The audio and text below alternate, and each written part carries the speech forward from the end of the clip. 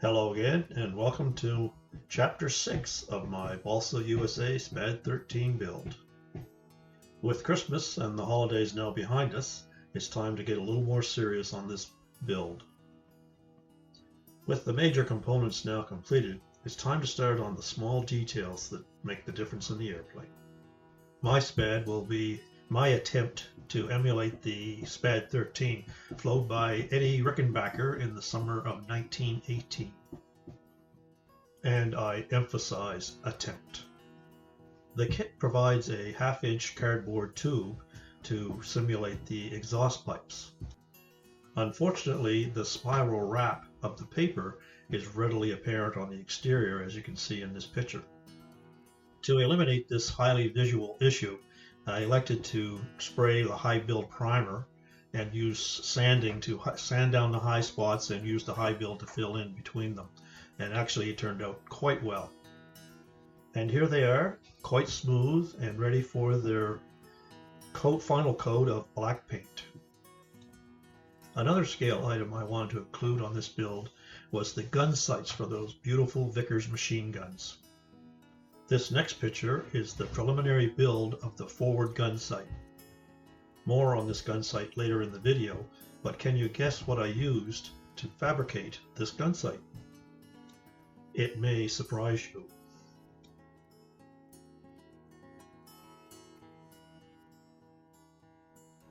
Turning my attention to the nose bowl, it was time to get ready for that final coat of paint. If you remember, this was made up of a series of layers of balsa with a plastic nose bowl at the very front. The first coat of primer revealed that there would be areas that required some putty to eliminate these. Several coats of primer, along with spot putty and judicious sanding, and the nose bowl was just about ready for its final coat of paint. With the nose bowl now ready for paint, it was time to add that next little detail that would hopefully make this stand out. In this picture of a museum SPAD, you will note that the nose bowl is not one piece but actually two, and there is a line around the forward part of it where the two are put together and it is all riveted. My intention is to imitate and replicate that riveting. Here you can see the fine line chart tape that has been applied to the nose bowl. 2 coats of high build primer will now be applied over this, and after light sanding and removal of the chart tape, we will now have the panel lines ready for the rivets to be. More to follow on how that turns out. I was not happy with the tail skid arrangement. Initially, the tail skid was almost vertical. This did not look good, so I changed it so it had a little bit of an angle onto it, and it certainly seemed to be more appropriate. Also, the number 64 rubber bands were replaced with a more appropriate bungee material. The top wing center section, shown here, would normally, as per plans, be sheeted over permanently. However, because my servo leads will be coming up through the simulated fuel lines from the wing tank, I elected to make a removable cover. This is entirely in keeping with the full-size SPAD, and these drawings that you're looking at now are a copy of the original plans, which show basically the onboard fuel and also the cooling lines. And what I tried to do is incorporate those in. As you can see, the fuel tank in the top wing and also a small reservoir for the radiator. Here are the servo leads passing through the simulated fuel lines from the top tank and into the fuselage. The full-scale plans do show a wing tank cover, so the installation on my model will be in keeping with the scale.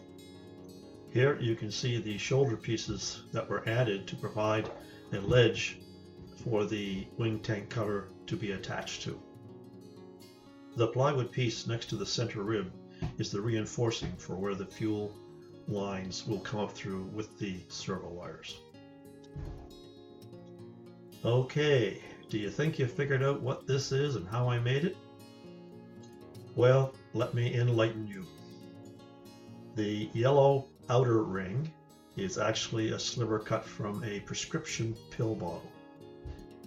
The black center section, center circle, is the hub from a servo output arm.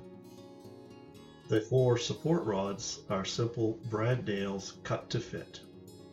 Here is the assembly being epoxied to the holder bracket. Of course, to complete the sighting mechanism, we do require an aiming point. This was easily turned using a drill press and, believe it or not, a golf tee. The blue pin is just the head of a regular sewing pin.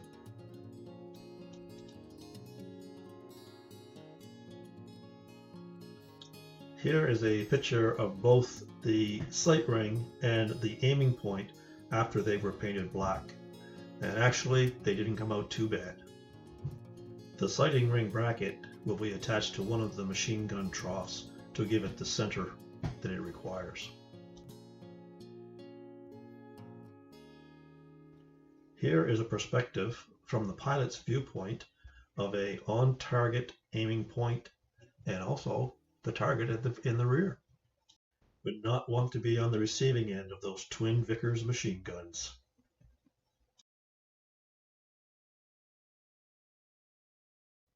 This picture was taken shortly after I finished spraying the white stars on the wheels. I haven't removed the masking tape, but as you can see in the next picture to follow with the finished airplane, you'll see exactly what it will look like at the end.